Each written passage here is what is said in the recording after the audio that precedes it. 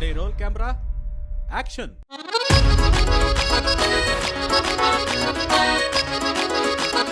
Developers ಮೊದಲು 4 ಅಕ್ಷರ ಬಿಟ್ಟು ಓದಿ ಸರ್. ಲೋಫರ್ಸ್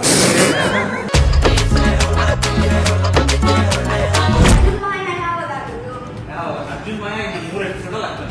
ನಾ ಏನಾದ್ರು ತಪ್ಪಾಗಿ ಮಾತಾಡ್ಬಿಟ್ನಾ? ಇಲ್ಲ ಇಲ್ಲ, ಅದೇ ನೀವಲ್ಲ. ನನಗೂ ಗೊತ್ತು ಅವಳು ಬರಳು ನನ್ನ ಸ್ವಪ್ನದಲು.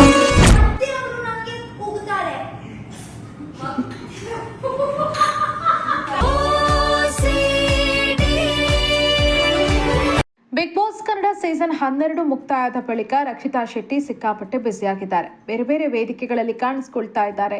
ರಿಯಾಲಿಟಿ ಶೋ ಮೂಲಕ ಮತ್ತೊಮ್ಮೆ ವೀಕ್ಷಕರ ಮುಂದೆ ಹಾಜರಾಗಿದ್ದಾರೆ. ಬಿಗ್ ಬಾಸ್ ಮನೆಯಲ್ಲಿದ್ದಂತಹ ಸಂದರ್ಭದಲ್ಲಿ ರಕ್ಷಿತಾ ಅವರನ್ನ ನೋಡ್ತಾ ಇದ್ದಂಥ ರೀತಿ, ಅಲ್ಲಿ ಅವರು ಕಾಣಿಸ್ಕೊಂಡಂಥ ರೀತಿ, ಹಾಗೇನೆ ಇವಾಗ ಕ್ವಾಟ್ಲೆ ಕಿಚನ್ ಸೀಸನ್ 2 ನಲ್ಲಿ ಅವರು ಕಾಣಿಸ್ಕೊಳ್ಳುವಂಥ ರೀತಿಯ ಮಧ್ಯೆ ಸಾಕಷ್ಟು ವ್ಯತ್ಯಾಸಗಳನ್ನ ನಾವು ಗಮನಿಸಿರ್ಬೋದು. ಬಿಗ್ ಬಾಸ್ ಮನೆಯಲ್ಲಿ ಬರೀ ಮಾತು ಮಾತು ಅದು ಇದು ಅಂತ ಸದ್ದು ಮಾಡ್ತಾ ಇದ್ದಂಥ ರಕ್ಷಿತಾ ಇಲ್ಲಿ ನಾನು ಕಾಮಿಡಿಯನ್ನ ಕೂಡ ಅಷ್ಟೇ ಚೆನ್ನಾಗಿ ನಿಭಾಯಿಸ್ತೀನಿ ಅನ್ನೋದನ್ನ ಕ್ವಾಟ್ಲೆ ಕಿಚನ್ ಮೂಲಕ ತೋರಿಸ್ತಾ ಇದ್ದಾರೆ. ಅವ್ರು ಮಾಡುವಂಥ ಕಾಮಿಡಿಗೆ ಜಡ್ಜಸ್, ವೀಕ್ಷಕರೆಲ್ಲರೂ ಕೂಡ ನಕ್ಕು ನಕ್ಕು ಸುಸ್ತಾಗಿ ಹೋಗಿದ್ದಾರೆ. ಇದೆಲ್ಲದರ ಮಧ್ಯೆ ನಿಮಗೆಲ್ಲ ನೆನಪಿದೆ, ಆಲ್ರೆಡಿ ರಕ್ಷಿತಾ ಅವರು ಸೋಷಿಯಲ್ ಮೀಡಿಯಾದಲ್ಲಿ ಸಿಕ್ಕಾಪಟ್ಟೆ ಆಕ್ಟಿವ್. ಅದರ ಜೊತೆಗೆ ಮಜಾ ಭಾರತ ಖ್ಯಾತಿಯ ರಾಘವೇಂದ್ರ ಅವರ ಜೊತೆ ಒಂದಷ್ಟು ರೀಲ್ಸ್ ಅನ್ನ ಮಾಡಿದ್ರು. ಆ ರೀಲ್ಸ್ ಸಿಕ್ಕಾಪಟ್ಟೆ ವೈರಲ್ ಆಗಿತ್ತು, ಮಿಲಿಯನ್ ಗಟ್ಟಲೆ ವ್ಯೂಸ್ ಅನ್ನ ಪಡ್ಕೊಂಡಿತ್ತು.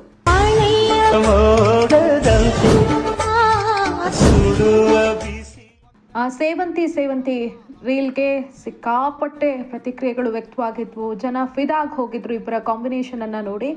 ಹಾಗೆ ಹಸಿವಿಲ್ಲ ನಿಧಿರಿಲ್ಲ ಅನ್ನೋ ಇನ್ನೊಂದು ಸಾಂಗು ಕೂಡ ಅವರು ಜೊತೆಯಾಗಿ ರೀಲ್ಸ್ ಅನ್ನ ಮಾಡಿದ್ರು. ಅದು ಕೂಡ ಸಾಕಷ್ಟು ವೈರಲ್ ಆಯಿತು. ಈ ಸಂದರ್ಭದಲ್ಲಿ ತುಂಬಾ ಜನ ತಮ್ಮ ಅಭಿಪ್ರಾಯವನ್ನ ಸೋಷಿಯಲ್ ಮೀಡಿಯಾದಲ್ಲಿ ವ್ಯಕ್ತಪಡಿಸಿದ್ರು.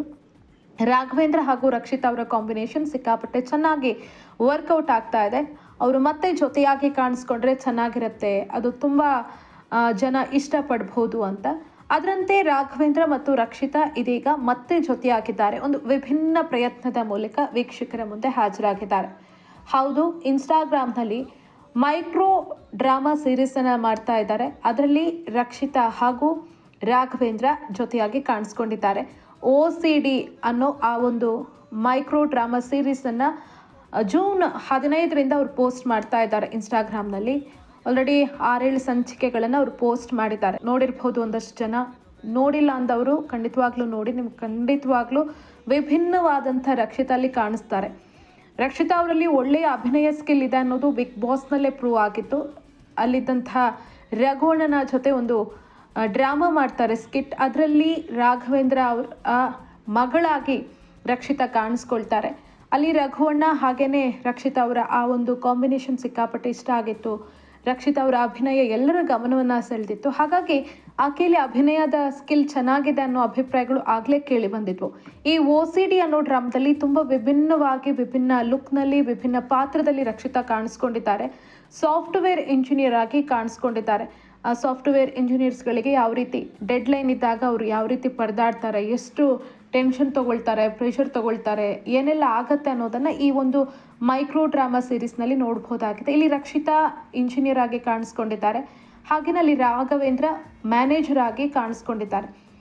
ಇಲ್ಲಿ ರಾಘವೇಂದ್ರ ಅವರದ್ದು ಸೀರಿಯಸ್ ಆದಂತಹ ಒಂದು ವ್ಯಕ್ತಿತ್ವ, ರಕ್ಷಿತಾ ಅವರದ್ದು ಸ್ವಲ್ಪ ಚೈಲ್ಡ್ಲಿಶ್ ಆದಂತಹ ಬಿಹೇವಿಯರ್. ಇಬ್ಬರ ನಡುವೆ ಯಾವ ರೀತಿ ಮಾತುಕತೆ ಆಗತ್ತೆ, ಇಬ್ಬರ ನಡುವೆ ಯಾವ ರೀತಿ ಫ್ರೆಂಡ್ಶಿಪ್ ಮಾಡುತ್ತೆ, ಈ ರೀತಿ ಆದಂಥ ಒಂದು ಕಾನ್ಸೆಪ್ಟ್ನಲ್ಲಿ ಸದ್ಯಕ್ಕೆ ಅದು ಕಂಡು ಬರ್ತಾ ಇದೆ. ಮುಂದಿನ ದಿನಗಳಲ್ಲಿ ಅದು ಯಾವ ರೀತಿ ಹೋಗುತ್ತೆ ಅನ್ನೋದನ್ನು ಕಾದು ನೋಡಬೇಕು. ಸದ್ಯಕ್ಕೆ OCD ಅನ್ನೋ ಈ ಮೈಕ್ರೋ ಡ್ರಾಮಾ ಸೀರೀಸ್ ಸಿಕ್ಕಾಪಟ್ಟೆ ಗಮನವನ್ನು ಸೆಳೀತಾ ಇದೆ. ರಕ್ಷಿತಾ ಹಾಗೇನೆ ರಾಘವೇಂದ್ರ ಅವರ ಅಭಿನಯಕ್ಕೆ ಒಳ್ಳೊಳ್ಳೆಯ ಅಭಿಪ್ರಾಯಗಳು, ಒಳ್ಳೊಳ್ಳೆ ಕಮೆಂಟ್ಸ್ಗಳು ಬರ್ತಾ ಇದೆ. ರಕ್ಷಿತಾ ಅವರನ್ನು ಇಷ್ಟು ದಿನ ನೋಡಿದ ರೀತಿಗೂ ಈಗ ನೋಡ್ತಾ ಇರುವಂಥ ರೀತಿಗೆ ಸಾಕಷ್ಟು ವ್ಯತ್ಯಾಸಗಳು ಕಂಡು ಬರ್ತಾ ಇದೆ. ರಕ್ಷಿತಾ ಎಂಥದ್ದೇ ಪಾತ್ರ ಕೊಟ್ಟರೂ ಕೂಡ ಸೂಪರ್ ಆಗಿ ನಿಭಾಯಿಸ್ತಾರೆ ಅನ್ನೋದನ್ನ ಇದರಲ್ಲಿ ನೋಡಬಹುದಾಗಿದೆ. Ready roll camera action.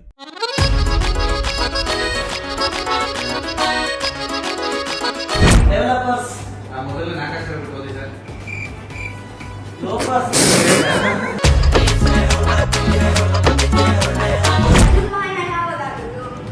Arjun ಮಾಯ ಇದು 3 ಎಪಿಸೋಡ್ ಆಗ್ತದೆ. ನಾ ಏನಾದ್ರು ತಪ್ಪಾಗಿ ಮಾತಾಡ್ಬಿಟ್ನಾ?